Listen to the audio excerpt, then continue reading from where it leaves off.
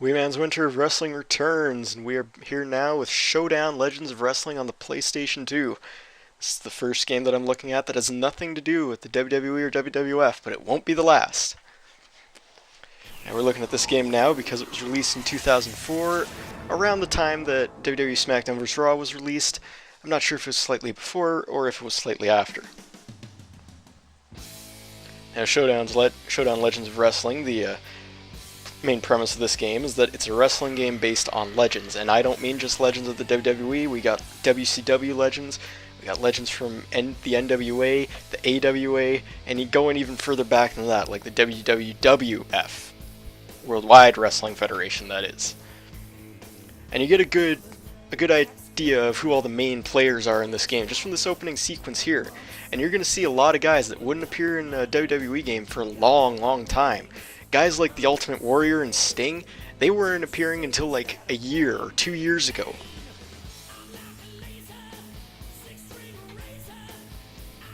Anyway, Showdown Legends of Wrestling is the third game in the Legends of Wrestling series.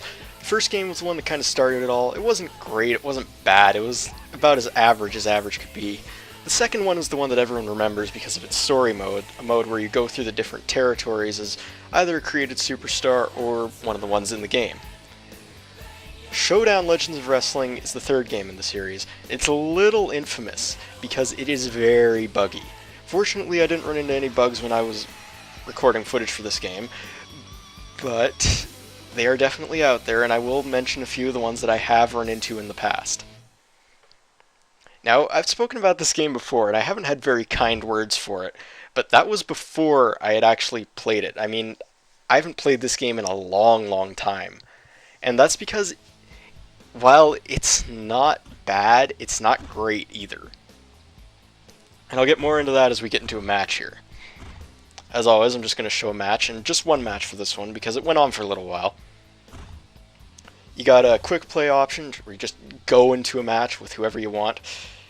You got your exhibition mode, where you can pick whatever match type you want, whatever superstars you want in it, and this game can have up to 8 on screen at once, which is a nice feature. You got a story mode, where you just kind of go through easier legends, regular legends, harder legends. It's nothing special. There's also a creator wrestler mode, which I'll go into in a little bit as well. Let's talk about the roster here. This game, its biggest selling point is its roster. It has got just about every big name you could ever want, as long as they weren't signed by WWE at the time, excluding names such as Jerry Lawler and Hulk Hogan because they own the rights to their own name. Now for this match, I'm going to be picking someone we're not ever going to see in a WWE game, being Owen Hart, because, you know, he died in 1999 in a wrestling-related accident, and his wife, his widowed wife, has not forgiven the WWE for what happened. And, you know, it's hard to blame her, because he died in an accident that could have easily been prevented. My randomly selected opponent, the Iron Sheik. Both legends in their own right. Now, you got a fair amount of arenas to choose. You got, like, the big-name arenas from America, you got the big name arenas from Japan and all over the world, and then there's also Dory Funk's training ground, Dory Funk's gym. Yeah, I don't like to choose that place because you don't get the entrances when you choose it. It is basically like you just go into a gym. And then there's some match options, you know, basic wrestling game stuff. Nothing that I really played with. We're just doing a basic singles match here. Now for the roster, every wrestler has 4 different outfits, which is really interesting actually, because you can go through the different periods of someone's career. Like take Owen Hart, for example, the guy I picked. He's got his regular Hart Foundation outfit. He has got his Black Heart outfit, where he was a bad guy. He's got his King of Hearts outfit, where he won the King of the Ring. And then he's got his later career outfit with the danger signs on it. And that's not everything he's worn either. I mean, they could have easily put his high energy outfit into the game. But since it's not, you can create it. That is one of the best things about the create feature in this game. You can't just create your own wrestlers, you can also edit the ones in the game. You can give them whatever outfit you want. Of course, it takes up one of the spots on there. I believe it takes up one of their attire spots, which, you know, it's kind of a burden, but it's also kind of nice if you want to create an outfit that someone had in a tag team that they don't have in the game. Maybe you want to give Scott Steiner his modern outfit. Or, like I said, maybe you want to give Owen Hart his high energy outfit. Maybe you want to make him the Blue Blazer.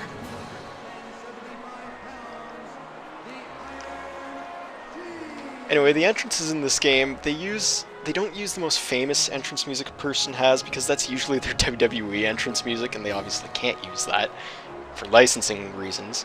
So it uses a knockoff, the Jimmy Hart version, if you will. And it's called that because Jimmy Hart did the soundtrack to this game, or all the entrance themes anyway. And he basically made them close, but not exactly to a wrestler's entrance theme. It works. It's not bad, but it works.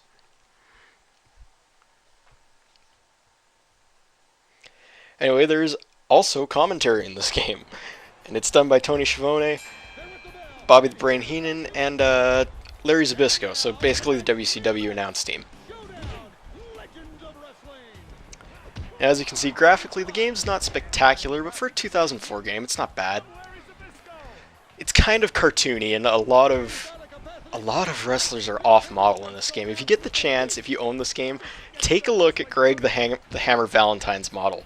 The guy is huge, but in the game, the guy is just completely ballooned up and fat, but he's not like that in real life. I mean, he's not a skinny guy by any means, but he's not as thick and round as he is in this game. Anyway, let's talk gameplay a little bit here. The gameplay is nothing special, but it does have a couple of neat little features that are fun to look at. For starters, if you've played a WWE game, you can pick this one up pretty easily. A lot of the controls are the same. If you played, say, Shut Your Mouth, it has the same reversal button, it has the same strike button, and it has the same grapple button. That's the backbone of the game. That's basically all you need. Everything else is supplementary. So the strikes are the same, reversals are the same, although if you hold the square button, you'll do a block, where you can block some strikes instead of reversing them. It's kind of worthless, but it's there. Anyway, when you do a grapple move, you go into a grapple hold first before you do the move. To do moves instantly, like just grab someone and do a move instead of going to that grapple move, you do a ready attack, which is mapped to the triangle button. Ready attacks are usually a wrestler's signature move, and it just goes right into it. You hit the button and you do the move. And you can do that from a grapple position, from a running position, from when they're on the ground. Very interesting mechanic, and that's probably the best thing about this game. The way that you can do the ready attacks, the grapple moves, the strikes, the freedom that you have to place someone as they actually are. Other than that, though, it's very basic, and there's nothing a lot to write home about. One of the biggest downfalls to this that I would say is that you can't do moves at the same time. Like in the WWE games, if you both strike, you might both go into the animation at the same time. But if you both try to do a strike here, it's whoever pressed it that split second first. They will do the strike move while you just stand there looking like an idiot and getting hit. Unless you reversed it, but you probably didn't because you're too busy mashing the X button trying to hit them. Now let's talk about on screen here. You got your HUDs. Under your HUDs there's two bars. There's a green bar and a yellow bar. The green bar is basically your health meter, your stamina if you will. As you keep hitting and throwing your opponent around the ring, that's going to wear down, and you'll notice that occasionally you're going to have that little meter pop up on the side where you have to rapidly tap the square button. When you're down and you're trying to get back up, or maybe you're dazed and trying to snap out of it, that's when that'll pop up. As you wear someone down, that bar will get longer and it'll take them longer to get up or to get out of the daze, and as long as they're dazed or down, you can do more moves or more powerful moves. You could get up to the top rope like this, and even though he hit me, I still hit him. Anyway, the yellow bar is your momentum bar, and it's a little weird in the way it swings both ways. As in, you might be hitting someone and building it up slowly, but all of a sudden they'll start making a comeback and they'll start building up their momentum bar really quickly. Which is kind of how wrestling works. I mean, that is how it goes, right? But anyway, once it gets to full, you can do a finisher move. I unfortunately didn't get to show off Owen Hart's finisher, but I believe it is the sharpshooter.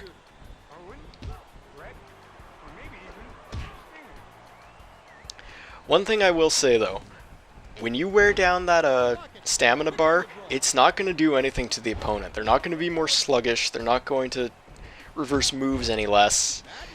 And that's one of the biggest downfalls of this game, I think, is that there's no real... There's a stamina bar, but it means nothing except for when you get dazed. So it almost means why even bother having it, right? Anyway, I've talked about the sound direction. I've talked about the graphics. I've talked about the gameplay. It's kind of nice. Let's go back to the creator wrestler feature a little bit here. I would say, bar none, this game has the worst create a moveset feature in a wrestling game I've ever seen. And why I say that is that you go to create a moveset, you pick the move you want to do, like say the grapple move they do when you press up and grapple. It brings up a list of all the moves in the game, and that is it. You have to go through all those moves. The kicker, it's not in alphabetical order. It's painful to scroll through all like hundreds of those moves, not in alphabetical order. You have to look at every one just to see if you're getting the right one. It's horrible. And that's why it's not fun to create wrestlers in this game. However, when you're editing wrestlers, not so bad, because you already have their movesets in place. It might not hurt to edit something here and there, but for the most part you really just want to leave the movesets as they are. Now, as I've said, this game is not the greatest, it's not the best, and it's not the greatest because of how glitch-ridden it is. Now, I didn't run into any here, and I think that's just because it's a basic singles match. And you know, a basic singles match, obviously you're not going to run into many problems. It's probably the first thing they worked on. Get the basics done first. Now, at this point in time, Acclaim wasn't really pumping out a lot of good games at all, and especially no great games. This game is no exception, unfortunately. Glitches I've run into are as kind of hilarious and harmless as walking on air, or having weapons bounce everywhere. I've had people get stuck in the ring before, I've had people get stuck in weapons before, and I have had the game right out seize up on me and crash. And I don't mean like once in a blue moon a game crashes. Like, that can happen occasionally, especially on the PS2. I've noticed that I've had games freeze on me the most on this system. I'm talking more like the game crashes every other time I start it up. Like, the screen will just go black or it'll just go green and nothing will happen. Worse is when it freezes right when it starts up, because sometimes I just can't get the game to play. And it's buggy because it was rushed. I mean, as far as I know, this game went through development and then they had to lay off the entire team and go into a new team, so it definitely has its problems. That said, after playing it again, I didn't find it as bad as I thought I was going to. Will I recommend this game? No, not really. As I said, it's not the greatest game ever. If you really want to play a Legends of Wrestling game, and you don't really mind that the roster's not quite as good as this, Legends of Wrestling 2 is probably your best bet. Just because it has such a fun season mode to it. It still plays just about the same in that it's not a very deep, interesting game. It's definitely arcadey like some of the early WWE games, but it's just not great.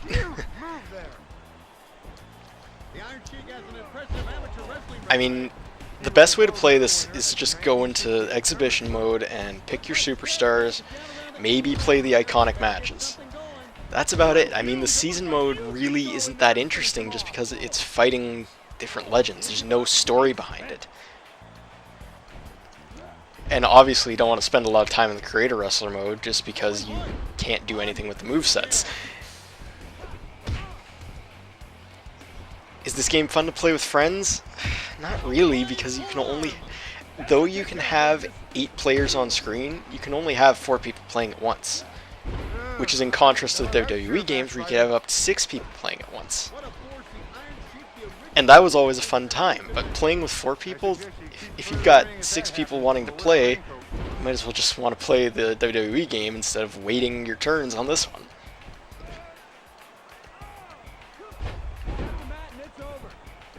So really, if you really like some of the wrestlers that are in this game, if you really like that really big roster, yeah, this game might be for you. If you're not too keen on that, if you want something more for gameplay-wise, go for a WWE game. I mean, some of the newer ones have great Legends rosters. This one doesn't, though. Maybe if you see it for $5 and you're curious, that might be a good reason to play it. If you really want to play as some of these guys that aren't in WWE games, that might be a reason to play it. But as it stands now, I can't really recommend this game. It is definitely like a 5.5 out of 10 game. But anyway, that is it. Showdown Legends of Wrestling on the PlayStation 2. When we come back to Weeman's Winter of Wrestling, which will be in the next 2 weeks at the latest, we will be looking at one of my my personal favorite wrestling game of all time, WWE SmackDown vs. Raw 2006 on the PlayStation 2. And because I've taken so long, I might not get to that extra game that I wanted to, but there's always next year, and hopefully by that time I will have the capturing software to look at some of the HD games as well. Anyway, that's all I have for now, so I will see you guys in a week or two when we come back with WWE SmackDown vs. Raw 2006.